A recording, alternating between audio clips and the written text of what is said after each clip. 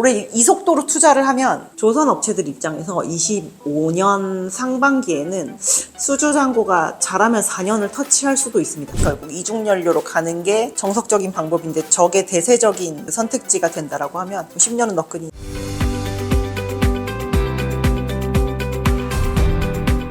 최근에 K조선 하면은 항상 뒤따라 나오는 이슈가 중국이 막 치고 올라왔다 이런 얘기들 되게 많잖아요. 실제로 중국이 우리나라 K조선 얼마나 치고 올라왔나요?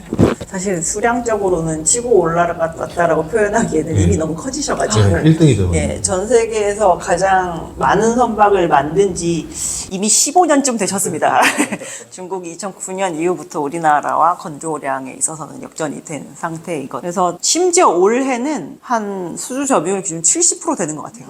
예, 역대로 가장 높은 수준을 기록을 하고 있습니다. 다 저가 물량으로 하고 있는 거죠. 저가도 하고 중국이 자체적으로 필요한 고가도 하고 뭐 중국이 고가 선종인데 결국 그 배에 담을 화물이 중국 화물이라서 중국에다 발주하는 그런 케이스도 당연히 있으니까 컨테이너 뭐 LNG 할 거 없이 많이 발주가 나와 있는 상태. 올해 특히나 하반기에 예상하지 않았던 컨테이너가 발주가 많이 나왔는데 그게 다 중국 야드로 갔거든요. 이유 중에 하나는 2027년까지 만들어주세요 였었는데 우리나라는 그거를 채울 수 있는 공간이 아예 없었고 중국은 그거를 받을 수 있었기 때문에 그래서 저희가 무조건 저가만 한다라고 보기는 굉장히 어렵고요. 중국이 이렇게 올라오게 된 데는 사실 일본이 발을 빼주는 게 굉장히 크게 영향을 줬습니다. 왜냐하면 일본이랑 중국은 주력 선종이 거의 겹치다시피 하는 국가예요. 그래서 일본이 이제 시장에서 빠져주니까 그 부분에 대한 MS를 이렇게 흡수를 하면서 굉장히 무혈 입성을 했거든요. 뭐 중국은 사실 자본력이 있고 저희가 자본력으로 밀어붙여서 그 선박금융을 이용을 해서 자체적인 수요를 가지고 조선 업체들에게 레코드를 쌓아주는 것만큼 좋은 방법은 없는데 이 국가의 사이즈상 그리고 국가의 해운역상으로 봤을 때는 굉장히 좋은 조건을 가지고 있는 경쟁 상대다라고 볼 수가 있죠. 근데 중국도 그 조선을 그렇다고 지금 70% 하는 걸 100% 다 소화할 만큼의 역량은 아니기 때문에 그냥 어느 순간 서로 의도하지 않았지만 안정적인 이강 체제가 지금 된 상태다라고 보고 있습니다.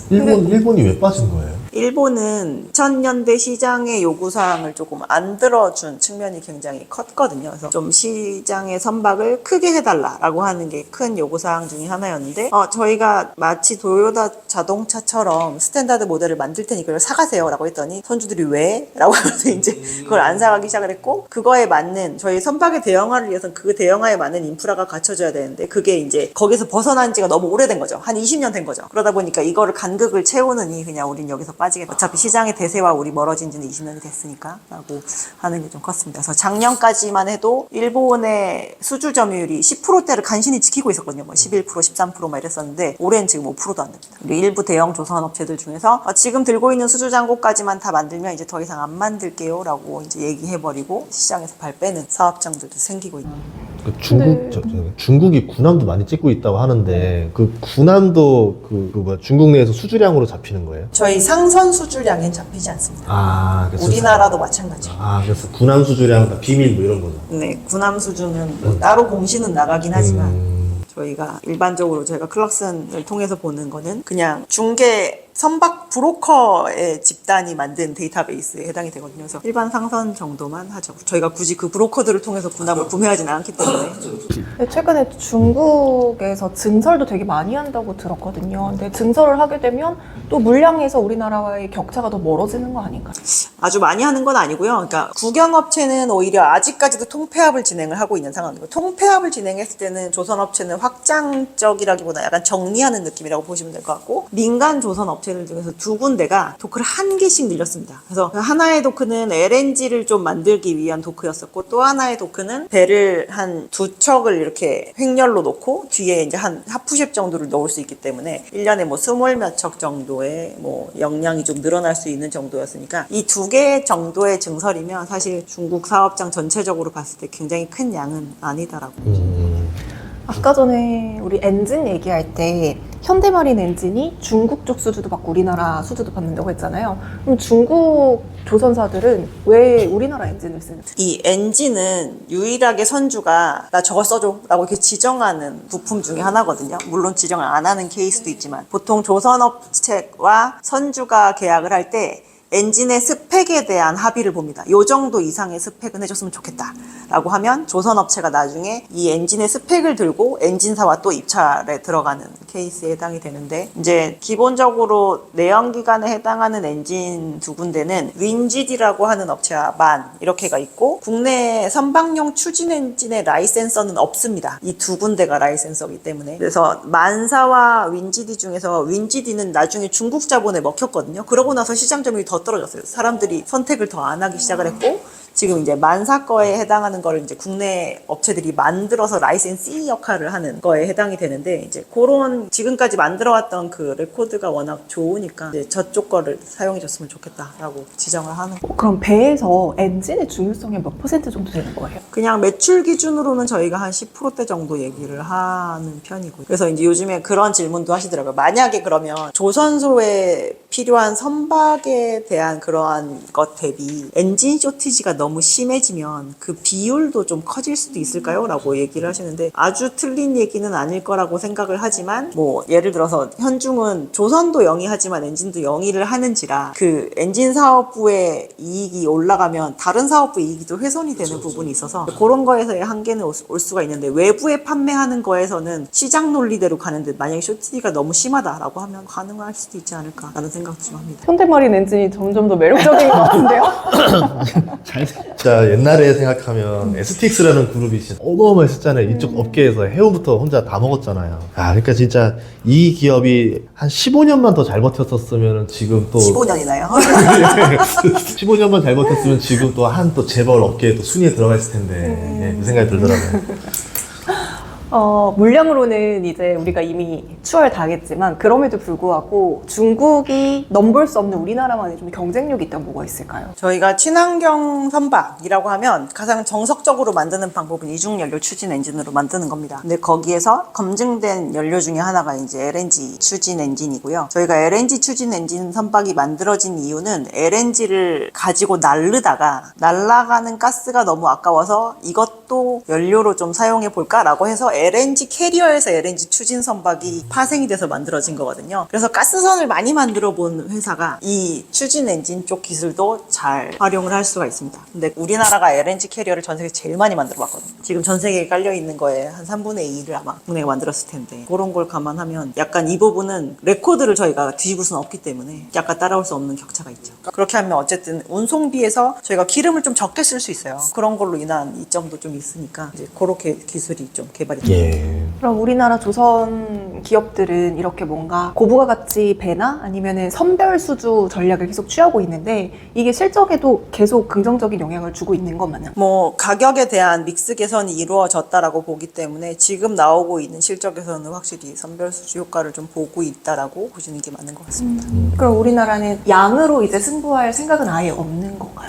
양으로 승부하려면 일단 저희가 물리적인 사업장부터 시작해서 인력을 다시 높여야 되는데 그 부분이 과연 통할지, 그리고 시장에서 저희가 그렇게 흥분해가지고 막 늘려놨는데 막상 시장의 수요가 그만큼 안 따라주면 오히려 그거는 수익 없는 투자를 진행을 하는 거죠. 근데 요즘에 이제 조선하면은 뭐 친환경 얘기를 하는데 생각보다 그 보급 비중은 적더라고요. 그 이유가 있을까요? 조선업 자체의 공급 그 역량이 그거밖에 안 되기 때문이고요. 저희가 전 세계에 한 10만 척의 배가 깔려 있고 그 중에서 화물선이 한 6만 척인데 1년에 배 만들어봤자 1,500에서 1,800척밖에 못 만들거든요. 근데 1,500에서 1,800이 그럼 100% 다 지금 친환경선으로 만들어지고 있느냐? 그것도 아니기 때문에 저희가 4년을 열심히 노력했지만 지금 톤수 기준으로 보급이 된 비율은 7% 정도이고 척수 기준은 지금 2% 정도밖에 안 돼요. 그럼 앞으로 수십 년 동안 해먹을 수 있는 상황 아니에요? 그래서 이제 만약에 공급만 꼭 묶여 있다라고 한다면, 그리고 다 친환경 선박이 결국 이중연료로 가는 게 정석적인 방법인데 저게 대세적인 선택지가 된다라고 하면 10년은 너끈히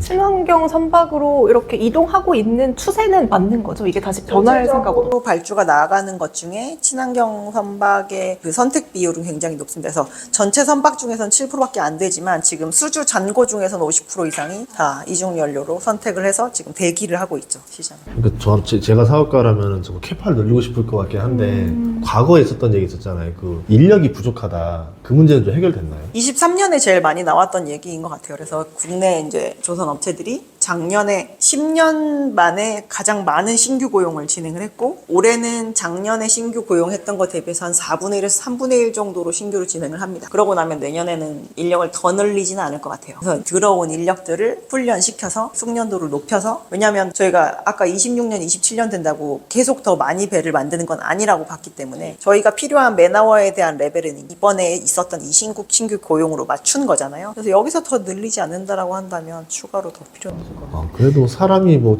공고를 했는데 안 오고 막 이러진 않네요. 그래도. 그게 또 어쨌든 보상이 이루어지면 이제 모이기 마련인데 물론 지금 굉장히 오랜만에 일 많이 하고 이러면서 뭐 사고도 많고 잡음도 많은 상태이고 이제 일을 해서 노력했던 것 대비해서 회사들이 사실 돈을 벌기 시작한 지 얼마 안 됐기 때문에 보상 체계에 대한 부분도 분명히 저는 불만족스러운 부분이 있을 거라고 보지만 이제 그게 점진적으로 내년에는 더 많은 어닝이 있고 좀 더 많은 보상이 따르게 될 거잖아요. 그런 부분으로 이제 시간이 어쨌든 좀 약이 되는 부분도 있지 않을까라고 보고 있습니다. 그럼 이 조선의 슈퍼사이클은 언제까지 이어질 거라고 생각하세요? 공급자들이 흥분하지 않는다면 저희는 10년도 가능합니다. 와, 그럼 내년에 주도주가 조선주가 될 수 있다고 생각하시나요? 내년에 단기적인 움직임은 저희는 약간 상고하저로 봐요. 참고하죠.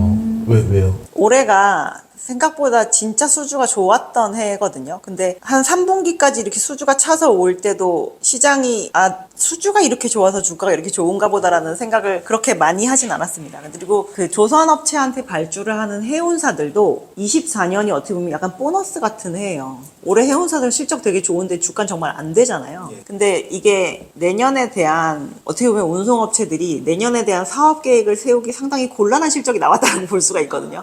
올해 예상하지 못했던 만큼의 수익이 나서 저희가 그렇잖아도 21년, 22년에 돈 많이 벌어놨는데 거기에 24년의 어닝이 더 얹어지니까 너무 보너스 현금 흐름이 들어옴으로 인해서 그런 것 때문에도 지금 연말에 선박에 대한 투자를 굉장히 빨리 하고 있는 거일 수도 있습니다. 근데 내년은 운송업체들 입장에서는 사업적인 거에 본인의 본업에 더 신경을 써야 되는 본인의 본업의 영업 전략에 더 신경을 써야 되는 해요. 왜냐하면 내년에도 저희가 해상 운임이 되게 좋을 것 같다라는 얘기를 하기가 굉장히 어렵거든요. 그래서 올해 많이 투자해놓고 올해 이 속도로 투자를 하면 조선업체들 입장에서 25년 상반기에는 수주잔고가 잘하면 4년을 터치할 수도 있습니다. 그러면 조선업체들에게 수주잔고가 4년이 차 있으면 해운업체들이 배 좀 발주하러 가볼까 갔다가도 4년 뒤에 오세요 이러면 너무 오래 기다려야 되잖아 라고 하면서 그럼 좀 다시 생각해보자 라고 하면서 접을 수도 있을 만큼의 그 기간이기 때문에 내년이 연중으로 저희는 수주가 막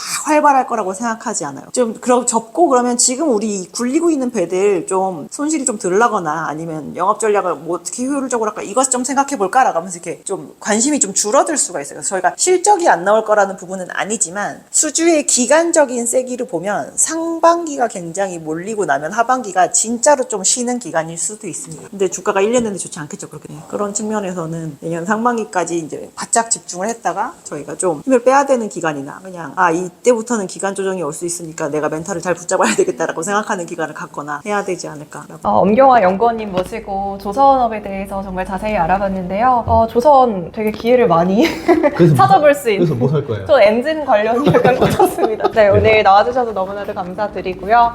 감사합니다.